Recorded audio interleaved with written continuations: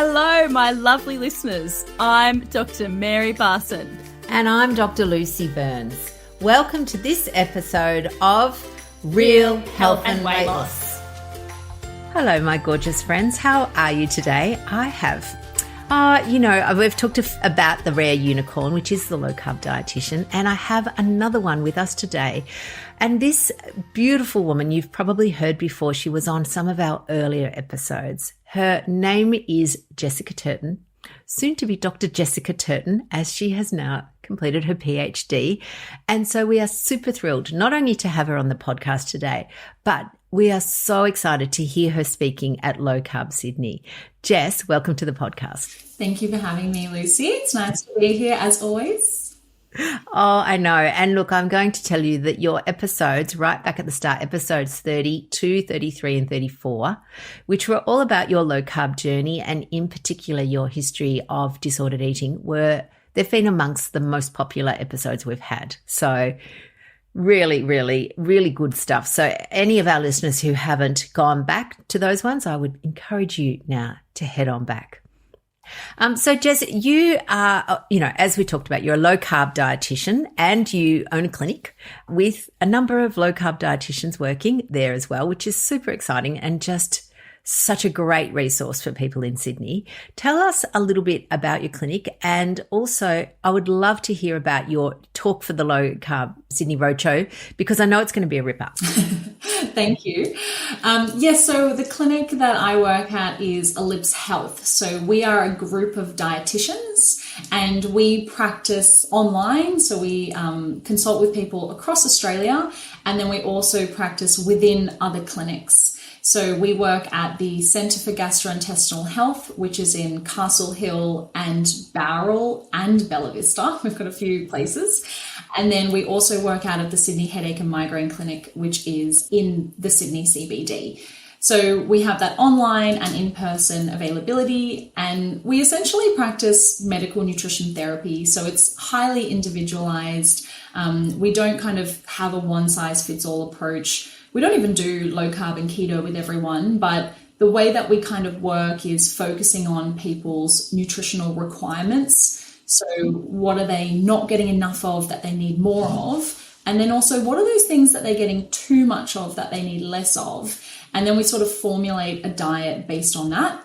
And a lot of the times it ends up looking like a real food, low carb diet. We get there, but it's not necessarily like that one size fits all that we give out to everyone. So that's the majority of what I do now. I finished my PhD, as you said. I used to kind of split my time 50-50 between research and practice, and now it's just all practice, which is nice because I love doing that. I love working with individuals. And then for the roadshow, I'm going to talk about, I guess, the opposite of the eat less, move more movement. So we know that for weight loss specifically, the number one strategy is calorie restriction. Doctors, healthcare practitioners, dietitians, the Australian Dietary Guidelines all kind of promote this idea of if you eat less and you move more, you will lose weight and you will maintain a healthy weight. But personally, in the research, in practice, I've basically just not seen that to be the case. And in fact, I feel that there's actually quite a lot of detrimental health outcomes from following that advice. I've experienced it, I've seen it, and it's also well documented in the literature. People don't really talk about it. No. In fact, people do love talking about calorie restriction. And it's alluring, isn't it? Like when you were just explaining it then, eat less, move more. I'm thinking, yeah, that sounds reasonable. Like it sounds reasonable. It just doesn't work. It sounds logical. It's like, okay, well, yeah, if I eat less calories, I expend more calories, and my fat is calories, then surely I'll just use body fat, right? But your body is not that simple. Your body doesn't work mathematically like that. There's hormones and enzymes and all these other things going on. So basically, in my talk, I want to talk about how eating more can help you lose weight. Absolutely. And in fact, Dr. Mary she loves this phrase, which is weight loss is chemistry, not maths. Yes. Yeah. Nice. And I think it's right. I mean, as you said, we're not buckets of calories that just put some in, move some out, and all you need to do is eat less and move more. Because if that worked, we would all be thin. Yep. And I think deep inside, people who have tried to lose weight before, they know it doesn't work because they've done it. And I have some patients who will even say, oh yeah, I went on this, 800 calorie fasting diet and it worked so well. And they're like, I lost 10 kilos in such a short amount of time. And then I'll be like, so what happened after that? And then they'll say, oh, well, I couldn't sustain it. I couldn't keep going with it. And I ended up gaining the weight back. But it was a really good diet. I should do it again. And it's like, that didn't work. Even though it worked in the short term, you lost weight, you couldn't sustain it, you gained all the weight back. So therefore the diet did not work. And I think we get drawn to that quick weight loss, but we forget that it's the weight loss maintenance that's really important. Oh, absolutely. No point losing weight just to, I do a little cheeky quip, which is, I'm happy to lose 5 kilos just for a short time, said no one ever. Like, no one wants to do that. No one wants to lose weight only to put it back on again. But I think what happens is people, because the logic sounds so reasonable, they feel like if it's not working, it must be something they did wrong. Yes, I think so. And it's still perpetuated, I think, even within the low carb world. There's this idea that your body has to be in a calorie deficit in order to burn body fat. And in some ways that is true, right? You want your energy output to exceed the energy coming in. However, if you do that, if you achieve that by just simply restricting calories, you're ignoring the fact that your brain, your heart, your organs, your muscles, your nerves all rely on energy to function. And so if you restrict calories too much, which is what everyone does because they have no idea how much energy their body needs, they're like, I'm going to just eat 1,200 calories a day and that should work, right? Yeah. So if you restrict calories too much, that would be too much, by the way, 1,200 calories, then your organs literally don't have enough energy to function. And so your body is going to respond to that calorie deficit by reducing energy output. So you might lose weight in the short term, but then your energy output just goes down and down and down because your body's trying to conserve energy for what's really important, like your brain and your heart, most important. Your gut, not that important, right? So there's some things where your body's like, oh, we don't need to put energy there, we're conserving it. So energy output goes down. In the same sense, you can actually increase your energy output.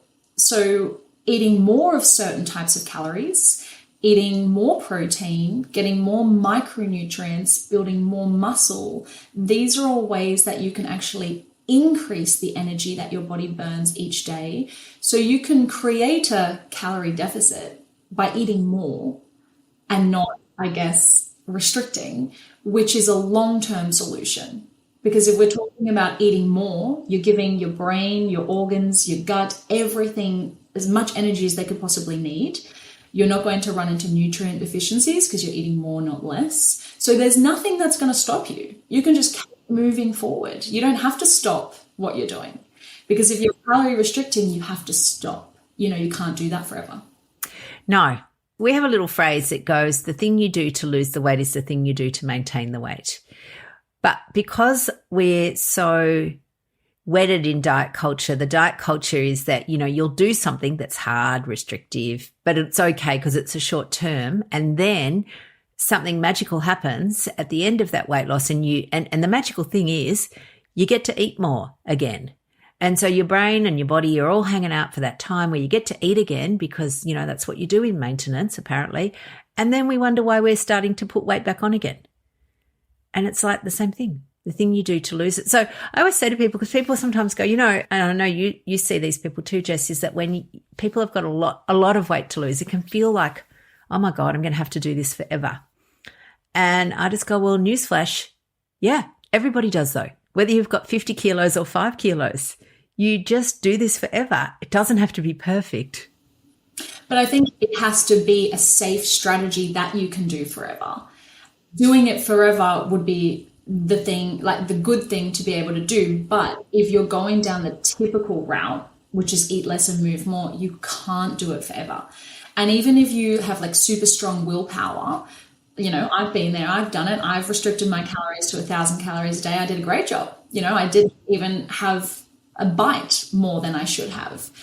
And even if you have the best willpower, physiologically, you can't maintain it because you're either going to die or your body's going to tell you that you can't keep doing this. And then you move more towards that binge eating, overeating response where you're not in control anymore. Physiologically, your body drives you towards binge eating because that's just the survival mechanism. It kicks in.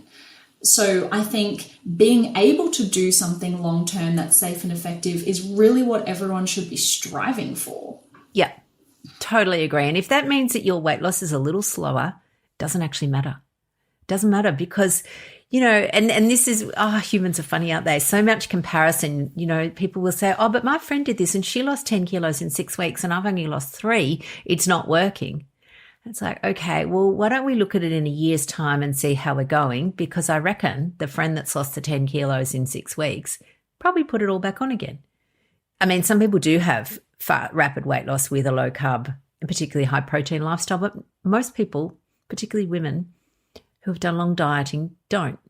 And that's the bit that's tricky. Yes. Yeah, so your dieting history, that weight loss regain, that yo-yo dieting, the more you've done that, the deeper into that you've been, the harder it is to manage your weight over the long term. And it comes back to what we were talking about before, where you do those low calorie diets and your body adapts by burning less energy. And so you end up losing muscle, your body's burning less energy. You could be restricting calories, but you're not losing weight because your body's just adapted. And so that's a really tricky place to be in. And it's where a lot of people are actually, as you say, a lot of people are in that place because they've had that history of dieting. And so I think what I'm going to talk about, eating more, that's how you get out of it. So if you're feeling like you're stuck and, oh my gosh, I'm restricting calories, I'm still not losing weight, I can't restrict anymore, then you need to start doing the opposite. Yeah, which is different though to running out and eating 4 litres of ice cream, for example. Yes, no. Yeah, I think it's going to be really great. One of the things that I'm finding is sometimes people, they just want kind of like a roadmap. They just want the solution that is going to work for everyone. And I think that what you're saying as well is that just doesn't exist, that there's solutions. It's like, there's low-hanging fruit, if you like, which is getting rid of processed food and sugar and processed carbs. Everyone should do that. And then you go up the tree a bit to get to your next level if that isn't enough for you. And that's, I guess, where you guys are, the experts in doing that individualized nutrition. Yeah, because what someone needs to do is heavily dependent on what they've already done in the past, what they're already doing now, and what they can even do practically. There's no point telling someone to do something if it's not practical, right? So that's why it has to be individualized because, if you just do some automated online program, you might already be doing some of those things, right? Or all of those things. And so if you were speaking to someone individually, they would be able to go, all right, you're actually ticking a lot of boxes already. I need to dive deeper. I need to find something else. And that's kind of what we do because we have a lot of people coming to us who are already doing low carb. And maybe they're, they've been doing it for years and maybe it did work for them at the beginning, but now it's not working. And so we would look at things that they haven't already addressed that need to be addressed. And I think one thing I am going to talk about in my presentation as well, when it comes to eating more to lose weight, I guess a lot of the reasons we need to eat more actually comes back to the stress that we're all under. It's really interesting because, even though I would never want to work as a dietitian in a hospital, when we had to do our placements there, if you're in the ICU and you're calculating energy requirements for someone who needs to be fed through a tube, you apply something called a stress factor, which is you work out their energy requirements and depending on how much stress their body is under, and obviously this is, acute stress like burns or something like that, you have to increase the energy that you give them because the more stress the body is under, the more energy it needs, the more nutrients it needs, the more protein it needs. And even though on a day-to-day basis, our stress is a little bit different, it's chronic stress. You know, like a lot of people, most people I would say are under some form of chronic stress. And it doesn't matter whether it's positive or negative, right? Like you might love your job, you might love your family, but it might be stressful. Yeah. The word stress is not always used within that medical context of it being a physiological process. You know, people go, I'm so stressed, when what they actually mean is that, you know, I'm emotionally overwhelmed. But the physiological stress, which can be a result of, as you said, injuries, operations, surgery, car accidents, but also intense psychological pressure will give you a physiological stress response. And for a lot of people, their only solution to that is to remove the stressor, which they can't do. And so then they don't think there's any options for them. Yes, I love that. And I agree. And whenever I bring up the word stress to my patients, they always just like start getting really upset and disappointed because they're like, well, I can't change the stress in my life. I can't take my job away. I can't take my family away. So they just think they're doomed. But what I'm really trying to say to them is, all right, you've got these stresses in your life that we can't remove, okay? So let's try to support your body to better manage that stress so that you're not dealing with high stress hormones and you're not dealing with a body that's storing away fat instead of burning fat, and you're not dealing with brain fog and low energy levels. We want to make sure that we give your body what it needs to manage the stress so there's no negative consequences for you. Absolutely. I love that, Jess. I love that. Gorgeous ones. Seriously, if you're looking for individualized nutritional advice, Jessica Turton is most definitely your girl. You can find her at Ellipse Health on all the socials. She will be speaking at the Low Carb Roadshow in Sydney, which is May 13, the Saturday before Mother's Day in Australia. And her talk will be inspirational and powerful. So you will find that at lowcarbroadshow.com. And of course, all the links will be in the show notes below. Jess, thank you so much again, imparting your wisdom, helping our community and, you know, just, I guess, helping people live their healthiest life, which is what we all want. Absolutely. Thanks for having me, Lucy. It was great to be here. You're welcome.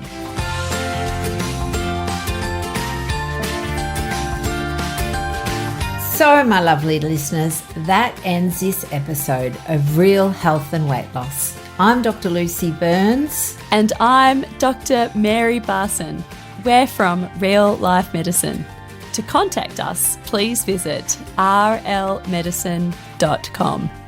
And until next time, thanks for listening. The information shared on the Real Health and Weight Loss podcast, including show notes and links, provides general information only. It is not a substitute, nor is it intended to provide individualized medical advice, diagnosis, or treatment, nor can it be construed as such. Please consult your doctor for any medical concerns.